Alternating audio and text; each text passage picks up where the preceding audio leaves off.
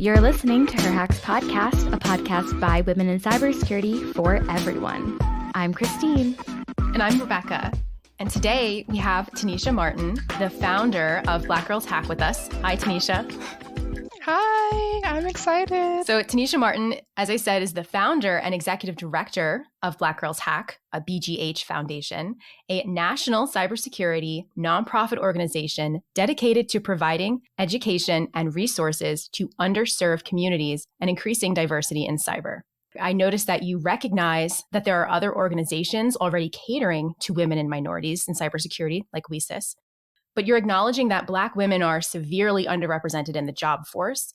And you're not only spreading awareness of this issue or challenge, but you're providing upskilling and reskilling with hands-on ethical hacking workshops and training programs. Absolutely. I think for us, we see that there's other people who are operating in this space. But I think that when we look at the numbers, women represent somewhere between 21, 25% in this space. And when you look at African-American women, we're somewhere around maybe 2%, maybe.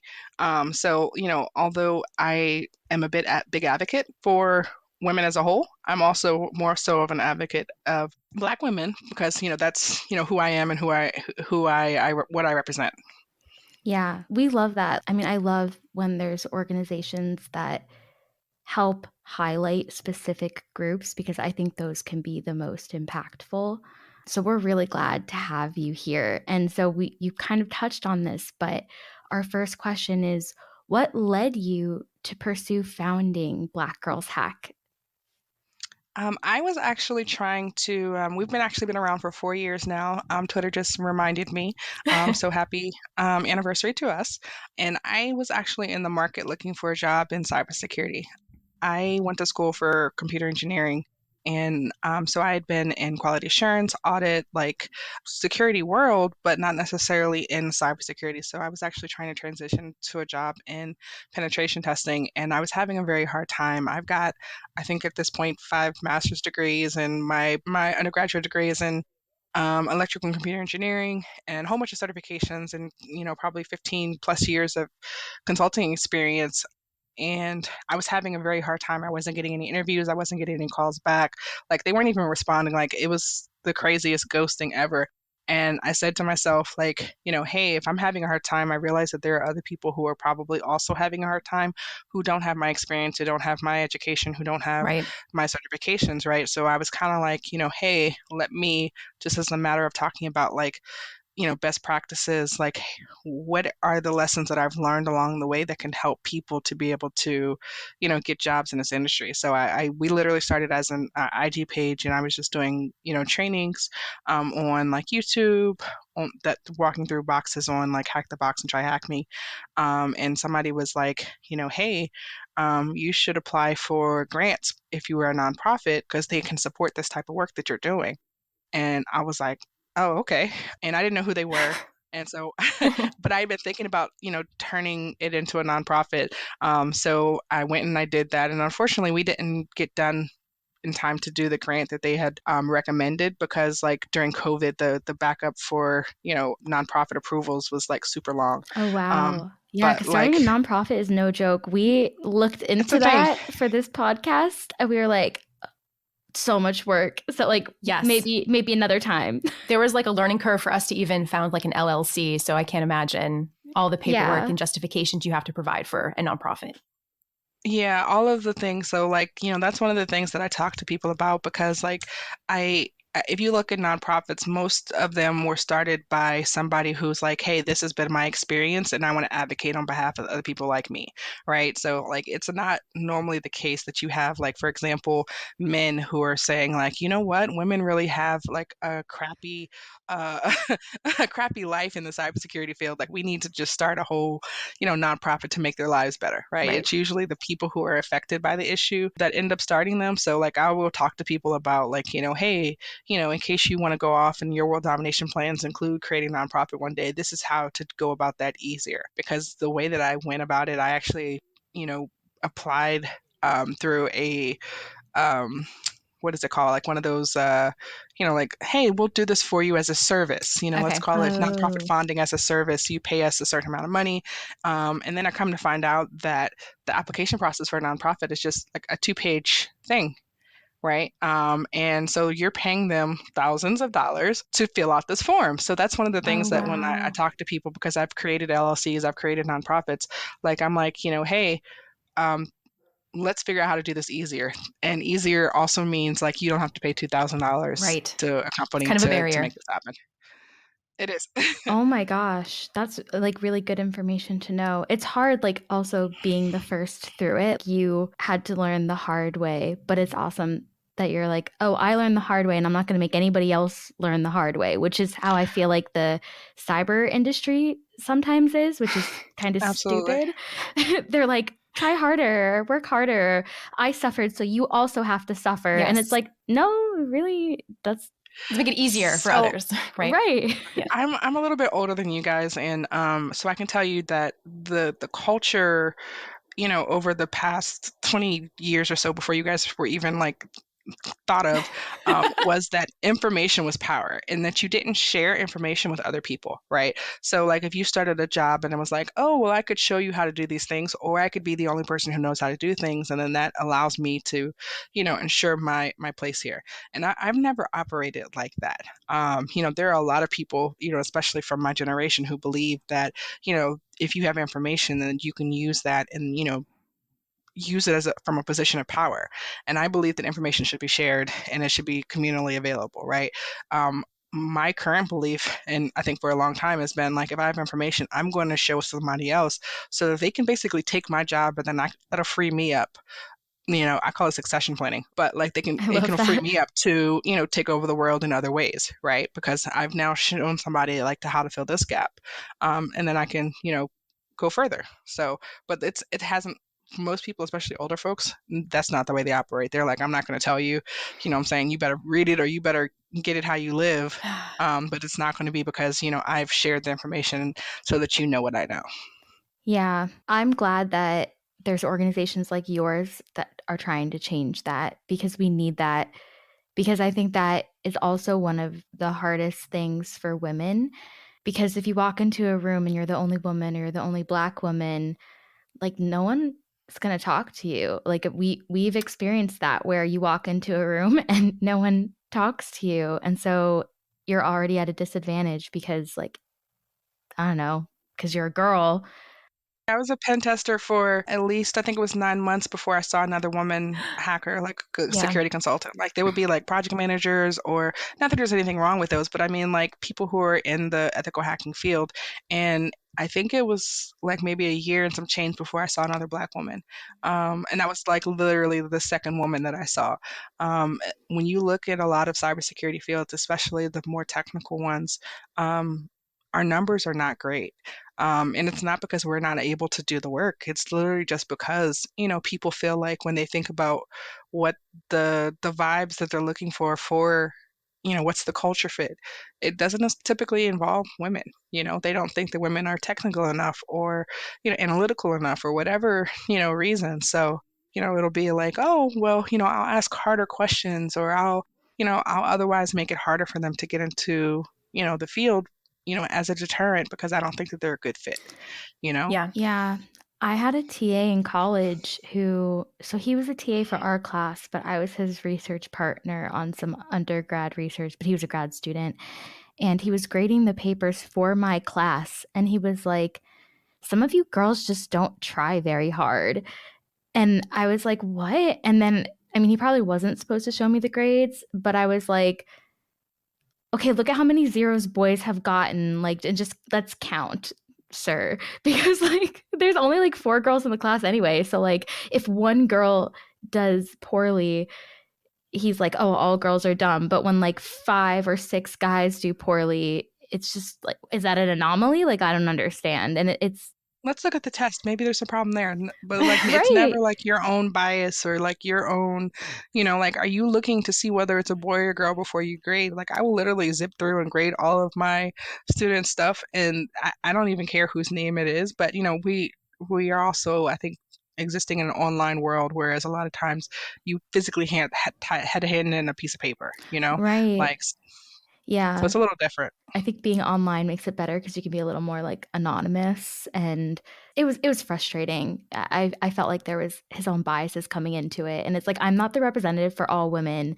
if I get a good grade or a bad grade on a test. Like, And that's a crazy thing, because people may have had like an experience, for example, with a woman where they're like, oh, there was a woman who got a zero, so like that informs their perception of how future women are going to perform. And I think within the cybersecurity industry, like, you know you have to take things for what they are, and if there is a person who maybe wasn't great at something, that doesn't mean that all of the people who are in the same categories, or the same identifiers, are also going to have that same issues. And I think that when we're talking about like what BGH is trying to do, we're talking about inclusivity, having an open mind, removing some of these biases so that we can start to see more women, both in technical fields, but then also in like the executive suites, because we don't see a lot of women in, for example, management executive level roles. And, it's not because we don't have a knack for it, or we don't have the ability to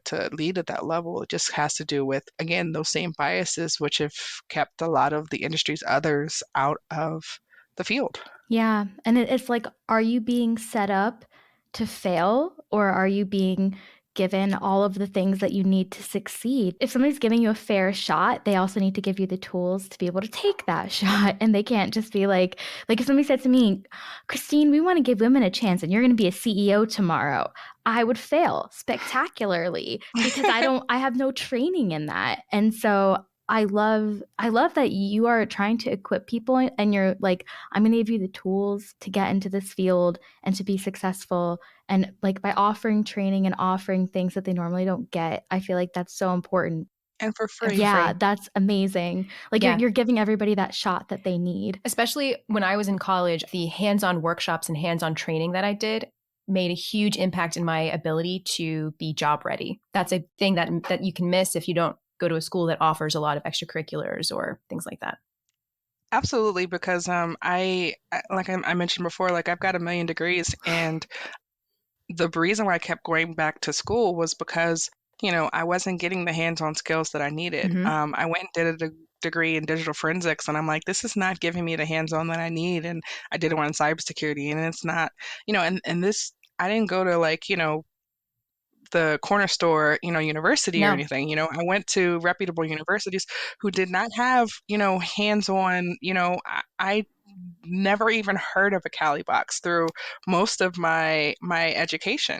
And it was never like, hey, we were taught anything, about offensive security or defensive security, or what I'm saying, we're taught, risk and CIA and things Yeah. of that nature, like theory, and not necessarily practice, not necessarily hands-on skills. And that's one of the things that we are trying to do very heavily within BGH, is to provide for everybody hands-on training so that they can, supplement what they've already learned as far as the theory and maybe their education. Yeah, I think that's a really great point because you mentioned also, as you went back to school, you really weren't as job ready as you would like to be. What advice would you give, particularly for Black women or women in general, just starting in our field? I know we kind of covered the hands-on workshop trainings, but maybe just kind of give us a good summary of that. Find all of the networks and meet all of the people. I am not a big fan of people in general. I'm very much so an introvert. So, like, I don't necessarily want to ever talk to anybody by choice. And I thought that, I could out educate and out certify and out all of the things. And then that's going to be the way that I was able to, allow myself to kind of like rise to the top of the applicant pool. And I can tell you that that is the exact wrong way to do it, right? Not only is it very expensive and a very much so waste of time, it's not, the best practice, or it's not the most efficient way to get into the industry. I think more important than all of those things is having a network of people, having support people. So I would suggest that you join, not just, Black Girls Hack, which is open to everyone. You don't have to be a Black girl. but that you join all of the other organizations. You guys mentioned WESIS. I would also recommend Women's Cyber Jitsu, or like there's a lot of other nonprofits that are in the space that are open to people, to come out and hack and do all of the things. And once you join those communities, let them know what it is that you're trying to do. I tell people to basically work on your brand, even when you feel like you don't need a brand because you're like very new. Work on your brand, figure out how you're going to identify yourself. Because when you talk to people, you tell them like, hey, I don't know if you guys remember, but like in the early stages of like, COVID and the lockdown, people were very much so on Clubhouse. That's what it was. Right. They were very much so on Clubhouse. And then, I basically had my elevator speech, and I would tell people like, hey, I'm the founder of Black Girls Hack. We provide training. This is all the things that we do. This is what I'm interested in. And it got to the point where people who were connected to me on social media would be like, hey, Tennisha, did you hear about this thing? I heard about this grant that's available. I heard about this program that's available. You can partner with this organization. These people are looking to, fund something. And it would be like, instead of me just relying on my own, 2 or 4 eyes to see what's in front of me, I had like basically the reach of, hundreds, if not thousands of people who were, not just on the lookout for me because they knew what it was that I was trying to do, but I also had people who were helping me and helping to advocate. And then, we grew. When we started, it was obviously just me, and I'm like, I'm going to make a difference and I'm going to save the world. And, all of the lofty things that, you start off with. And eventually we grow. We grew. So, we've got, I think it's somewhere close to 100 volunteers now. We've got, thousands of members. And across all of our social media platforms, we've got, I think it's something like 25,000 people across all of our social Wow. media that are Amazing. following us. So it's That's like this awesome. all started from me saying, hey, I want to make it easier for people who look like me to try to get into the field. Whether that be women or whether that be Black women, I'm like, I want to try to make it easier for them. And it's definitely grown because, as I started doing the classes and the hands-on workshops, people were like, hey, I want to learn the things too. I've been wanting to do this, or I wanted to participate and capture the flags, but I feel like I don't know enough. And that's because, like, when you do things like you go to conferences like DEFCON and Black Hat, you feel like everybody who's there is super elite, Yep. and they deserve to be there, and you're not quite there yet. So you'll talk yourself into, well, maybe I'll go next year. Maybe next year I'll know enough where I feel like I'm comfortable enough. And then, the next thing you know, you're, you know, 10 years down the line, and you haven't gone, or you haven't gotten involved because you've always convinced yourself that are not turtley enough for the turtle club, like you don't know enough, Yeah. and I advocate for women to get out of their own heads and apply for the jobs and meet the people and do all of the things and tell people what it is that you're trying to do, because then that extends your reach and your ability to do things. For as much as I do not like people, some people will surprise you. They will show you that they are absolutely amazing. They will try to help you. Some people will go out of their way to help. Even if it's not like a very visible thing. I have people who literally stay in my DMs who will be like, did you see this? Did you see this? Did you know about this? Let me connect you with these people. Even the people who are not necessarily doing it for the gram, they are still trying to help and to advocate, which I think is very important.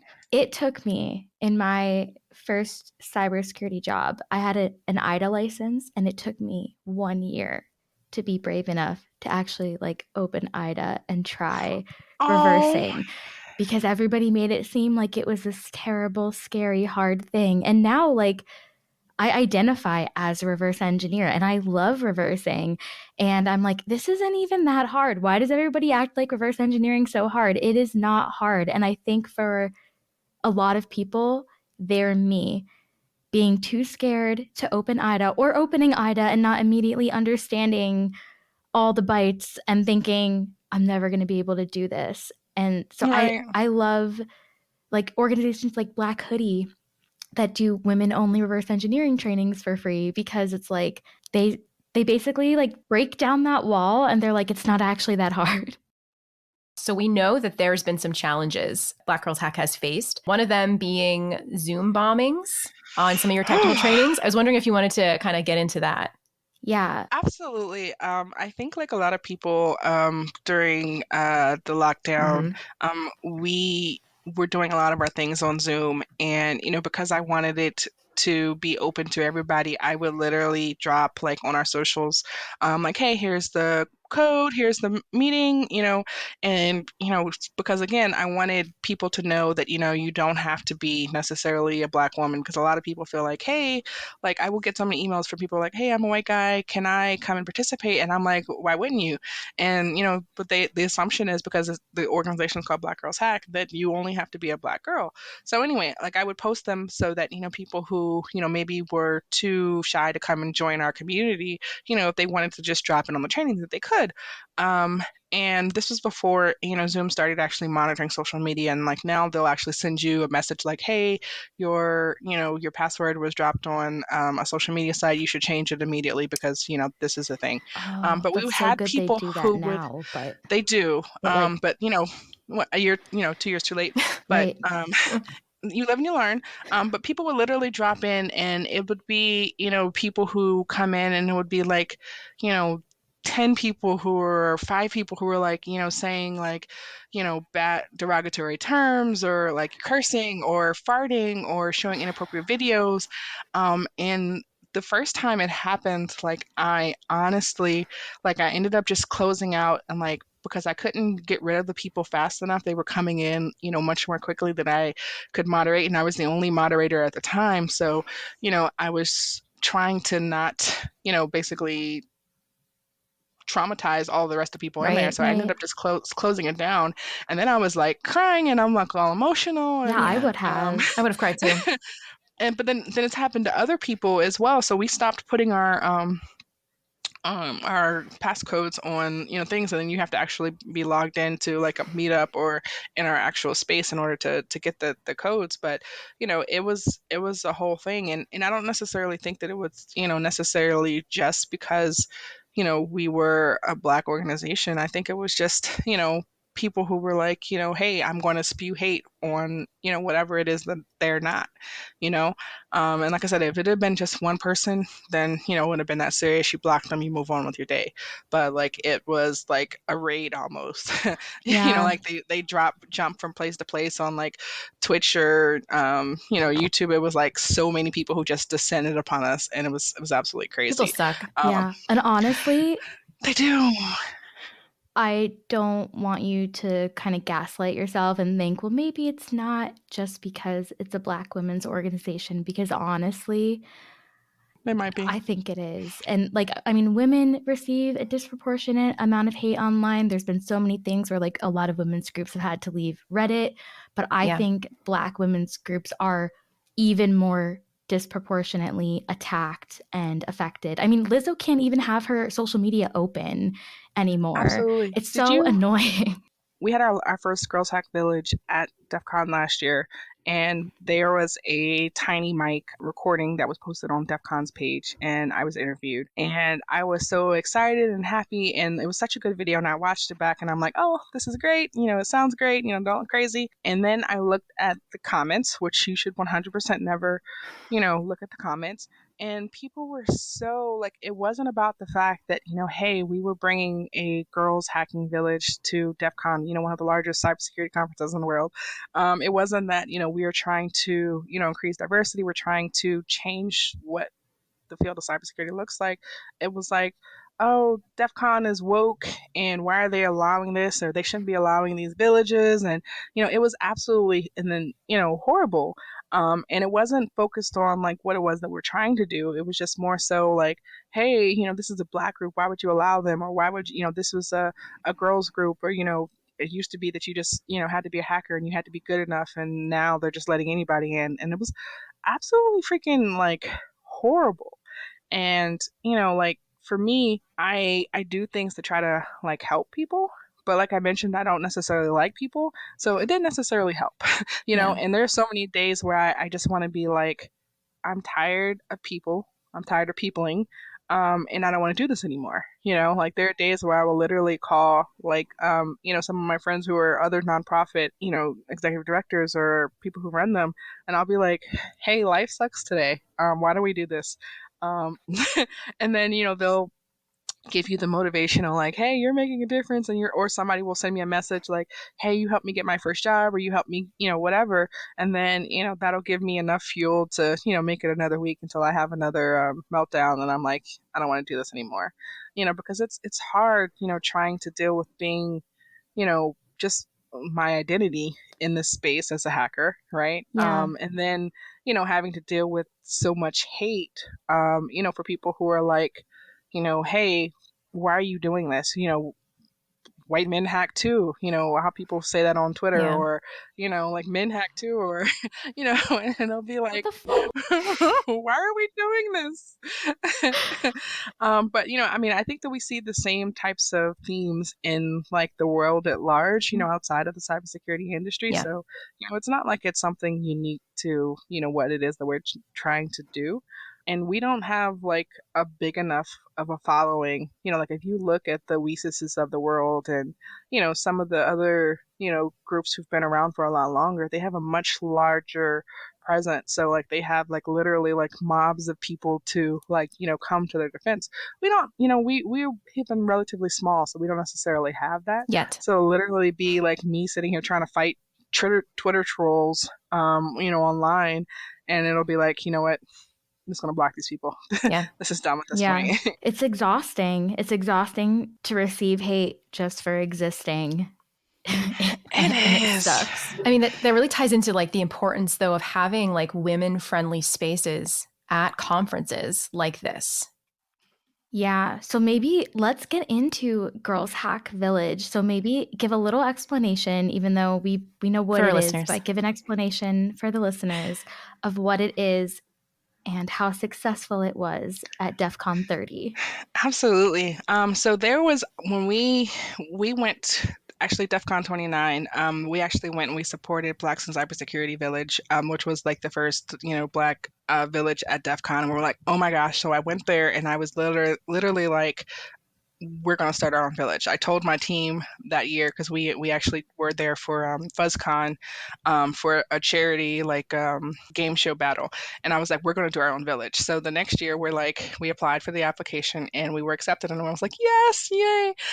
So we literally, on what I thought was the shortest of runways, pulled it together and threw off an amazing Girls Hack Village. And Girls Hack Village, for the folks who don't know, was a conference. We had mobile penetration testing, we had network penetration testing, we had capture the flag, and we had a red versus blue IoT hacking workshops. So it was the same types of things that we do for Black Girls Hack, which was the hands-on workshops. But then we also had 30 speakers, 26 of those were women, who talked about their research, the things that they're doing in the space, and just generally their experience as hackers being industry others. And I was literally like, all right, well, worst case scenario, it'll be the 23 people that we brought for scholarships, and it'll be the volunteers. So there's going to be 30 people in here, and we're just going to have, preaching to the choir type of thing. But what ended up being absolutely crazy is that every literal talk that we did, every workshop that we did, there were so many people in there. There were people who were like piled in, sitting on the floors, on the sides. Yeah. Standing room only. It For was all of the things. incredible. And the most amazing thing is, if you look at the pictures from last year, it was equal amounts women and men, and there was so much diversity. Like if our cybersecurity industry looked like Girls Hack Village last year, I don't think we'd have a problem, because it was absolutely Yeah. amazing, and it was so supportive. And then we also threw a 90s party, which was absolutely amazing, and it went on until 2 o'clock in the morning. There were so many people that were there, and the feedback that we got was absolutely amazing. Like there were people who were like, "Hey, I felt welcome." We had some high school kids that were there.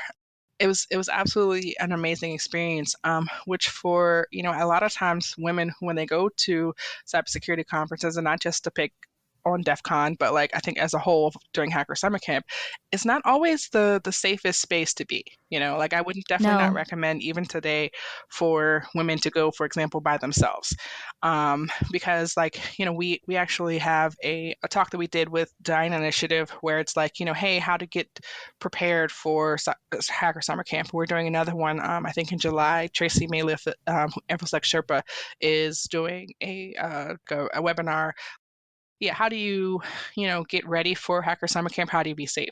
Because, if you look at the internet lore, everybody will be like, hey, if you're a woman, just don't go. And then you want to also like, you have to get a burner phone, you have to get like a brand new laptop, or you can't bring your laptop. And there's so much, I think, misinformation, disinformation Yes. about how to prepare and be ready for it, that, I think that it's like, hey, we want you to come. We want it to be a more diverse space, but we also want you to be safe.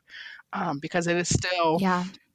a space where you have 50,000 largely men who are descending upon, that are by nature Sin City. yeah, in Sin City, right, that are descending upon the space. So, being that women are a very small population, that I think naturally makes us a target. Yeah. Yeah. Just existing in the space, not even as hackers, just as women. I'm going to share my first DEFCON, actually. So I got the Black Hat student scholarship thing to go to Black Hat, and you could buy your DEFCON ticket. And I was in college, so I was 21. So, Yesterday. legally able to drink.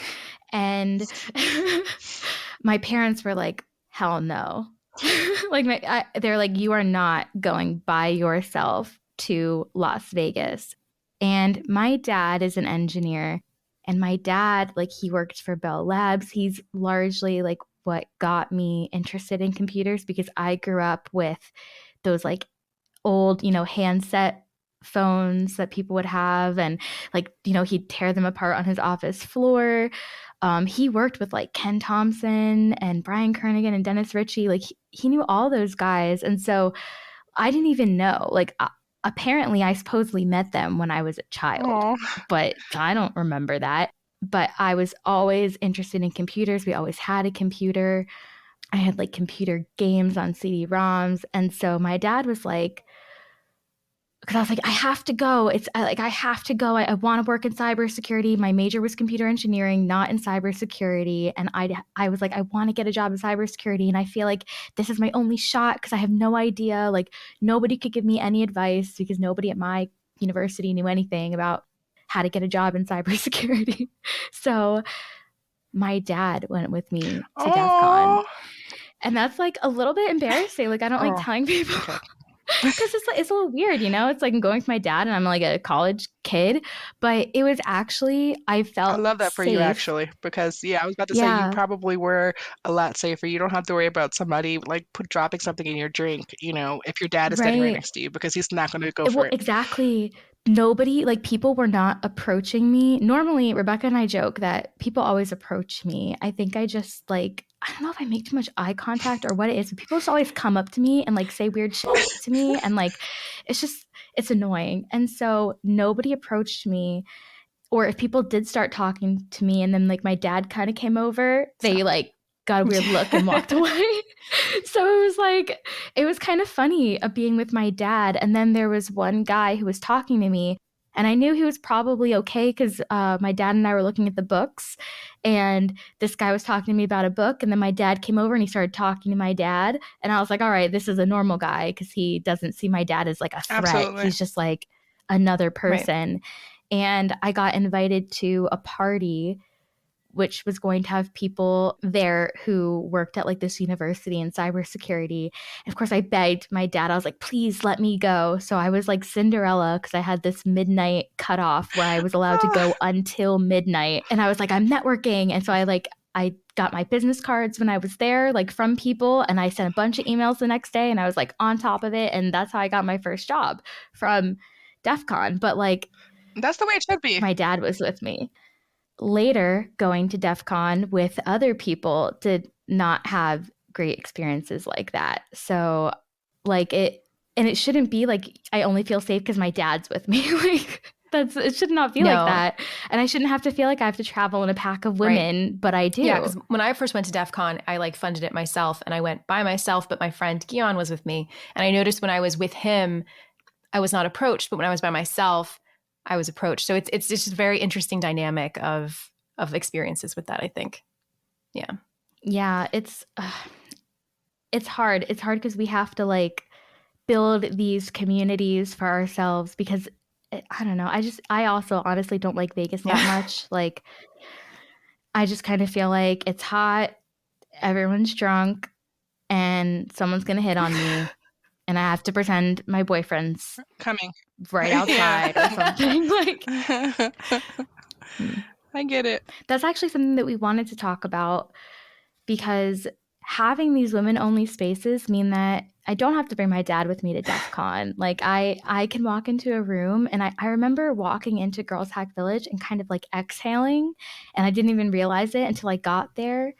And it was like, it's just so nice to not be the only woman, like, all the time. And I think what men don't understand, because they don't have that experience usually in our industry, is they don't know what it's like to be the only Black person in the room or the only woman in the room. And so, like, when they walked into Girls Hack Village and they had that feeling for a second where they're like, am I allowed to be in here? Like, I'm the only person that looks like me. It's like, yeah, that's Every how day. a lot of other All the people time. feel all the time. Like, like it's like, welcome to our experience.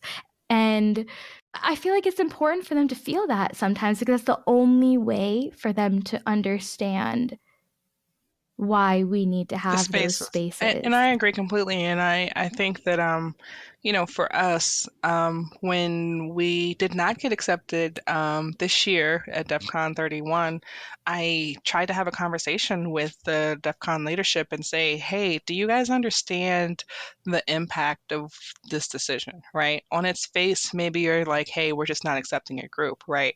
But as the only, Diana Initiative has their own conference at this point, we were the only girls focus or girls centric space in the village. And it's not like, we had, 3 people who came and it was standing room only the entire time, right? It was so crowded, and I was expecting them to be like, wow, what a success. Let's give them double the And space. and and that's how, honestly, like, in my naivete, I literally thought it was a foregone conclusion for us to come back, because I was like, in my mind, I was like, as long as I was respectful of the goons, I follow all of the rules and the code of conduct, we should be able to come back, because our village, our party, all the things were super popular. Do villages pay money to be there? Like, do you have to pay? You don't have to pay to be a village. Okay, so they provide you with the venue. If you want to, for example, go to like a vendor space to sell swag, you have to pay in order to do that. So you have to pay for this physical space, that you are occupying. Like, for example, over in, I think it was Caesar's Forum last year, you had to like pay to basically be there to be able to sell your things. But for the Gotcha. actual village spaces themselves, you don't have to. Gotcha. So I feel like Girls Hack Village brought them some income as because there was some vendor stuff, but then you brought them, at least to me, like the value add for like villages and talks is you're basically giving free content and free entertainment for all the people buying tickets to DEF CON as a Yeah, whole. and the other financial piece to that is that we brought 20 or 30 so volunteers. It was 71 people altogether that we brought to DEF CON last year. We spent, I Wow. think, somewhere north of $30,000 on DEF CON tickets alone. Yeah. Not to mention the fact that we supported, we paid for the vendor space, and, and we had a whole bunch of people who were in the hotel block as well. So Which also, like, I was a treasurer for a conference, and filling those hotel block rooms helps to them get it at a lower a cost. lot. Yes, it absolutely does. So, I can tell you, having planned for SquadCon this year, that that's a consideration, right? It was when we were looking for estimates on how much it's going to be. One, we had the cost of the venue, but then you also are expected to have like a hotel block that has a certain number of people, and then a minimum like food spend, and there's so many things that go into it, and then you're also in the middle of freaking Las Vegas, during the week that has some of the biggest cybersecurity conferences. So it's like location, location, location. Right. So, we had, I think, a net positive impact on, I think, DEF CON as a whole, if we were looking at it financially, and then just from the perspective of we brought so many people. We had at least 71 people who came that were just associated with our village, between our scholarship winners and our volunteers.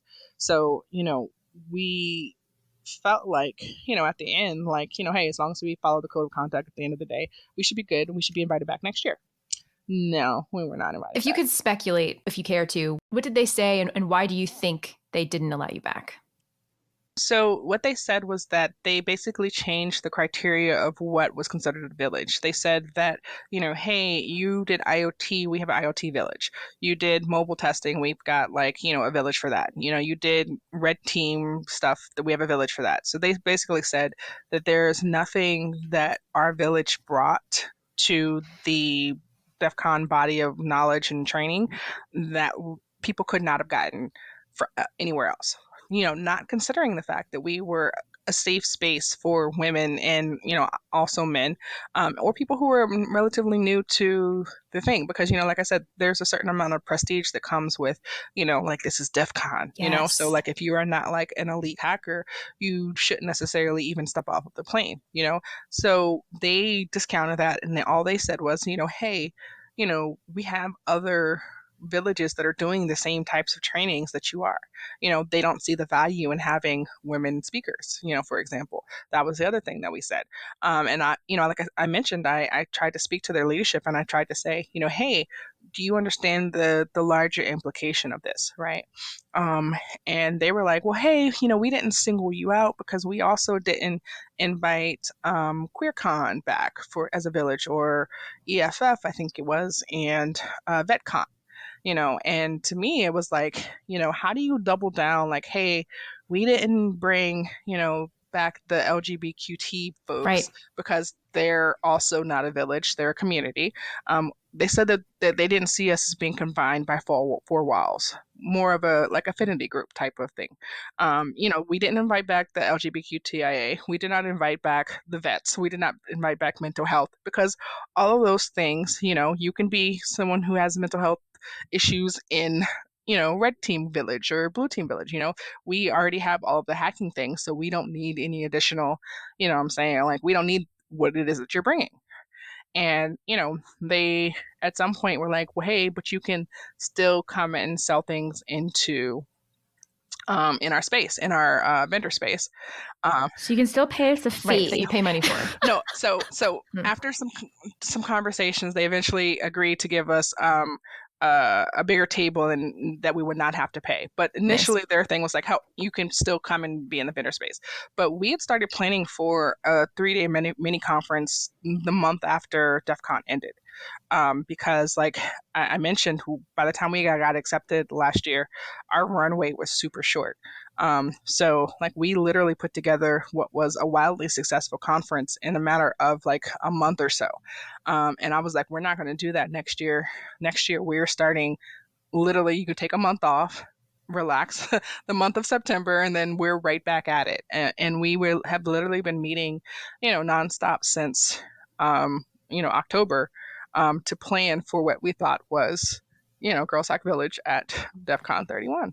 But because we didn't get accepted, it is now GirlsHackVillage at SquadCon, which is going to be our own conference. And like I mentioned, we have now the venue costs and the food costs and all of the Yeah. costs that, would typically have been handled by DEFCON, um, you know, for Yeah. their villages. So we have to basically cover all of those things. To me, so I only knew about Girls Hack Village not being able to come back, and now finding out that like QueerCon and Mental Health Village and all these other villages can't come back, that just makes it worse.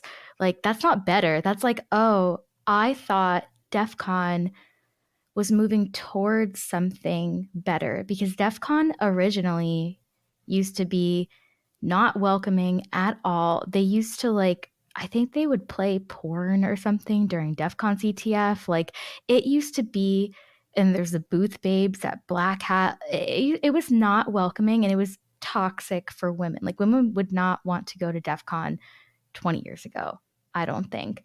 And having all of these villages to me is like, oh, we're changing the space, things are changing. And to take away Girls Hack Village to me says we don't care if there's any women in the room or not. Well, and honestly, and this was, I don't know if this went into their thought process, but so it might be speculation. They're like, hey, we still have, for example, um, Hackers with Disabilities, we have Blacks in Cyber, we've done our diversity check marks for the year. They can't accuse us of being, whatever, because, we've cherry Oh picked God. some. I have Black friends. That's What they're that saying. is the vibe that I got. And for me, I had so many of the other villages who also did not get accepted. There were other ones as well that did not get accepted, who were fed the same line about we don't consider you a village anymore. And then they put out a new thing that I think was called like communities, which was basically like a glorified like vendor space. Um, but my issue is that when someone shows you who they are, I think that you should believe them. Yes. And for as much as we've seen attempts to be more inclusive, there used to be a running joke that there was never a line in the girls' bathroom. Last year, at least where we were at, there was definitely some lines in the girls' bathroom. There was quite a few people in there, and for them to do that, I know that there are some sponsors that, pulled out of other things that were related to DEFCON specifically because of the fact that, they're not trying to be inclusive. And, frankly, it seemed like, because like I said, I tried to reach out, tried to have conversations. I'm like, hey, I'm going to give you a chance to make this better. They kind of like doubled and tripled down. And it was like, we don't want to make it better. We are fine with the decision that we made.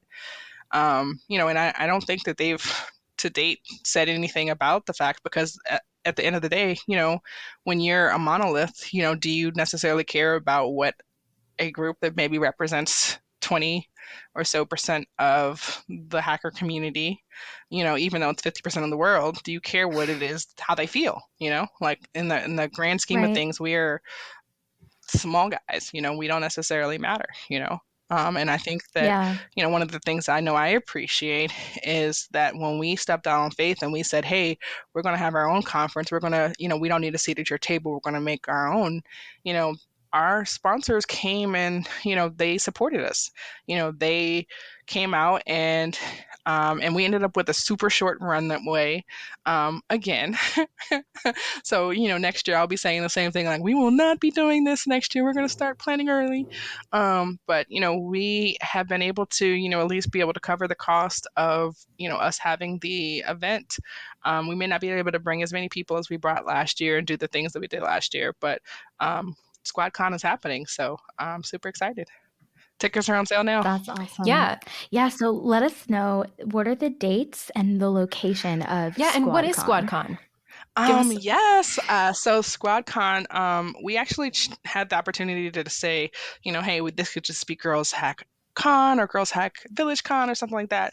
And we chose SquadCon instead because the members of our organization, since it started, have been called our squad.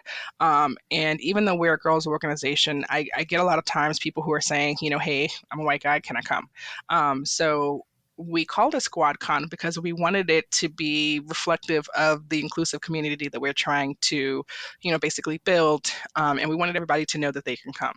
Like the founding principles, the values behind it is still absolutely the same. We're showing people that you can do the con experience differently, that you don't have to continue doing the same things that you've already done. We can do things different. We can have more women. We can have more diversity.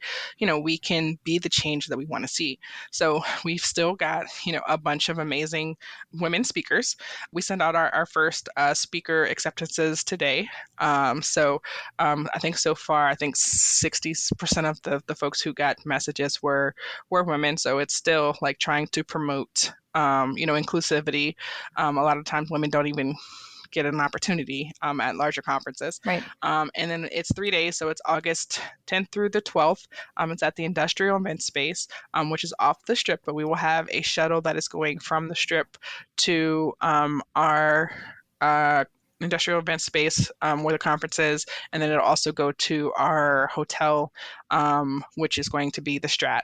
And they've newly renovated. We went and we visited it 2 weekends ago, and it was absolutely amazing. Comfortable space, and it was nowhere near as sketchy as I imagined.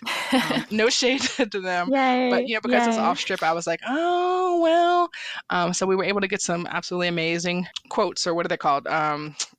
Costs. Like, so it's not very expensive, because one of the things that we're very big on is reducing the financial barriers to entry. So we've Yeah. got some amazing speakers that are coming up. We've got some amazing speakers who've already confirmed. So our keynote speakers have all confirmed. So that's amazing. So we'll start announcing those over the coming weeks. So, but I'm super exciting. I'm super exciting. I am exciting, but I'm super excited. I think as of yesterday, we had like 45 days countdown to SquadCon. So I'm looking forward to it. But it'll be much of the same as we had at GirlsHackVillage. It'll be celebrating diversity. We'll be talking about the experience of other people in the space. And then it'll also be, hands-on ethical hacking, training, things of that nature. And so I'm super excited. I cannot wait. And in the back of my mind, I'm still sitting over here like, nobody's going to come. It'll be, our volunteers, and so we'll see. I hope that it the universe surprises me, much like they did last year, and then it's standing room only, and we have to start telling people that they can't come in. I think as of yesterday, we were at like 45% of the ticket sales. Um, Oh, yeah, wow. so That's awesome. yeah, so fingers crossed. It'll be a successful event, and then it'll be much easier for us to, get the sponsors last year. Like, I have literally been telling, like, my friends and the other people in my organization, that my proverbial thigh has been out for the past 2 months. Like, hey, we're trying to do things different. Like, support us, because as a minority organization, but then also like a new conference. It's like, well, why should we support you? There's like literally 19 other conferences that are Right. probably here at the same time. What are you doing differently? What value are you bringing that all of these other things do? So we're presenting the value proposition, but then we're also saying, hey, women need the space too. And Mm-hmm. we're working with Diane Initiative. So we're supporting, we're trying to support 20 scholarships to Hacker Summer Camp to pay for people to be able to afford to go, because it's very expensive. We've already funded 10 of those. So those scholarship winners have been awarded.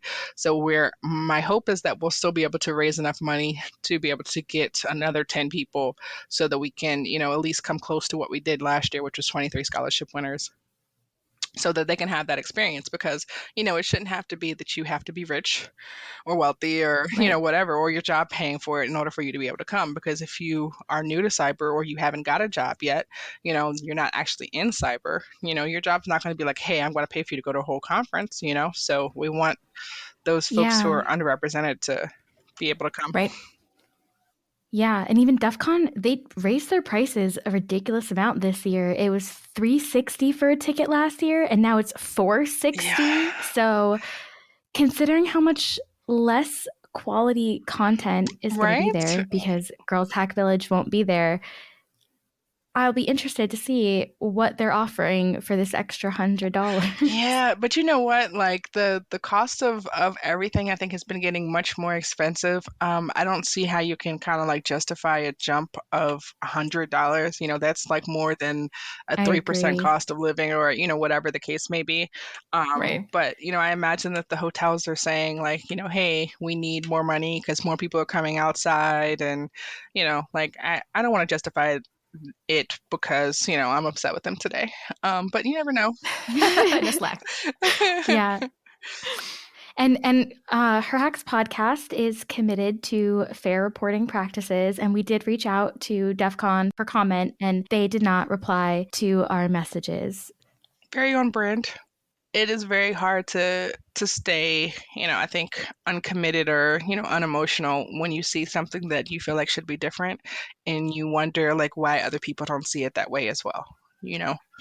Yeah, I think I took it as a personal offense that they didn't have Girls Hack Village, because I've gone to DEF CON like 4 or 5 times, and it was the first place I've gone where I felt truly welcome and like I belonged. And like, I've played DEF CON CTF, and I've done the social engineering CTF. And so like, and I help run a contest at DEFCON, and I still don't really feel like I belong until I got into that room. And I felt, and I didn't even know I was feeling that way until I got into the room, and I kind of like exhaled, and I was like, oh, I didn't realize I was holding my breath this whole Yeah, a time. lot of people felt that way, and it was good to be able to bring that because, the mental hurdles that you have to kind of like jump over just to get to the point where you feel safe enough to kind of step out of your comfort zone and go talk to other people like, hey, I'm interested in reverse engineering. And then, you might in the back of your mind be like, well, what if they ask me this specific question or this detailed thing that I don't know the answer to? And I mean, I think that's one of the things that I love about our community is that, no one expects everybody to have all of the answers, right? We're all learning, we're all trying to be a supportive environment so that, you can have somebody to talk to along the way. And, I don't have all the answers. No one does. And, a lot of people are like, oh, well, Tanisha out of the question. So I'm like, no, I'm still very much a toddler hacker too. I used to say I was a baby hacker, but I'm going to accept toddler at this point. But, as a toddler hacker, I don't know all Yeah. of the things. So, we've got people who are much more mature, full grown adult hackers.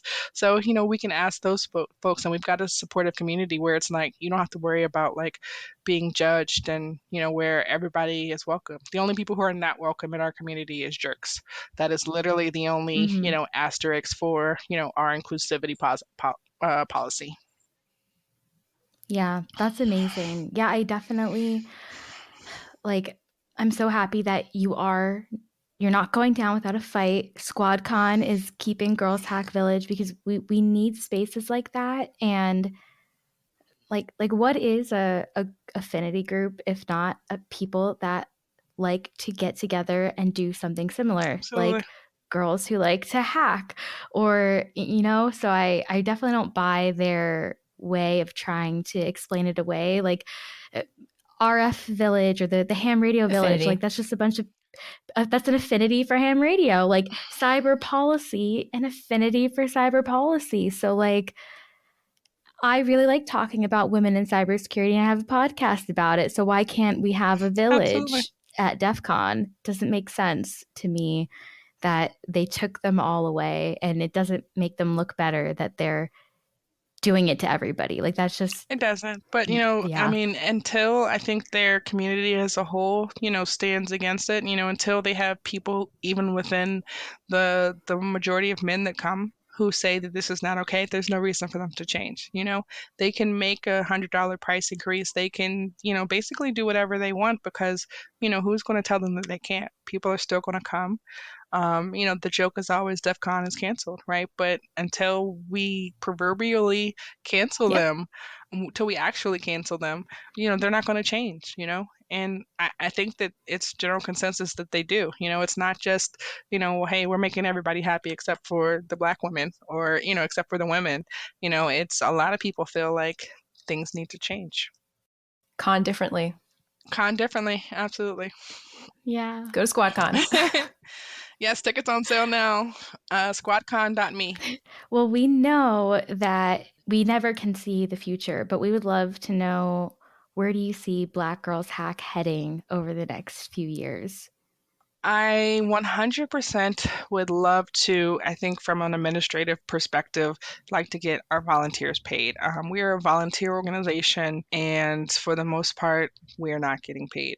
I got some money last year. I think it was 6,500 for the course of the year, but I literally work 40 hours a week, if not more, doing BGH things, and so do most of my organization. So I would absolutely love to be for people to start supporting our mission as a whole so that we can have a paid staff. If you look at most of the larger nonprofits that are out here, they have paid staff. Their staff are Yeah. actually getting paid to do the 40 to 60 hours a week that we're doing. So that's one thing I would love to see happen. So we're applying for grants to try to make that happen. I would like for people to get over the fact that our organization is called Black Girls Hack, and for us to grow to a much larger, inclusive community that's representative of what we want the cybersecurity industry to look like. And I would love for us to continue to continue expanding our training programs so that we can, continue getting people trained up. And lastly, jobs. I want to be able to have a pipeline for employment to get people. So, once we get these people and trained, we can work with the employers to say, hey, now that we've got them trained, they've got the certifications, they've got the experience, let's get them a job. So that's for me, what I am hopeful for in the next year, as we come up on our 5th year of existence. That's awesome. That makes me so excited. I'm so excited for the future of Black Girls Hack and SquadCon. Yay! Yep. And so we're August 10th through the 12th. SquadCon.me is our website. It is open to all. We're going to have amazing hands-on workshops, and as we start releasing the information about our speakers and our sponsors, which should be coming on in T-minus 44 days, I'm excited to see, how it turns out and for the world to see, so that they can, see that this is something that's valuable and worth supporting. Awesome. Well, thanks for staying with us, Tennisha. Yeah, this was such a good conversation. Yeah, thank you so much for taking the time out, even though you hate people, to talk to us. I like you guys. I appreciate it. We're honored. I appreciate you for having me. Thank you so much for listening to Her Hacks Podcast. Check us out on Instagram, Twitter, Mastodon, YouTube, and TikTok. Please subscribe wherever you get your podcasts so you don't miss a future episode drop. And please leave us a star, 1 for each of our lovely hosts, that's 5, and an encouraging review. Yay, yes. Wait, do you have 5 hosts? We started with 5. Oh, I was like, you just told them to give you 2 stars. I'm like... And now a word from our sponsors. Your Her Hacks co-hosts have been going to a lot of conferences lately. With Recon, SummerCon, DEFCON, and SquadCon all on the schedule for this summer, it's been so important to make sure we are staying healthy and hydrated. That's why your co-hosts have been turning to the Liquid IV Hydration Multiplier. Liquid IV hydrates 2 times faster than water alone, with 5 essential vitamins and 3 times the electrolytes of traditional sports drinks. I was finding that I was getting really run down after conferences, and I was exhausted after long flights. I'm so glad I added Liquid IV to my travel routine because I use it to boost my immune system and help avoid getting sick when I'm doing tons and tons of travel. I love that it has individual serving size packets, so it's super easy to throw in my suitcase or take with me during the day in my backpack. To try and beat this Las Vegas heat, Rebecca and I have been loving the tropical punch and lemon flavors. If you get bored really easily, you can try all 12 delicious, refreshing flavors to keep your hydration routine exciting. Liquid IV is vegan-friendly, non-GMO, and free from gluten, dairy, and soy. Get 20% off your order when you go to liquidiv.com and use code HERHACKS at checkout. That's right, 20% off anything you order when you shop Better Hydration today using promo code HERHACKS at liquidiv.com.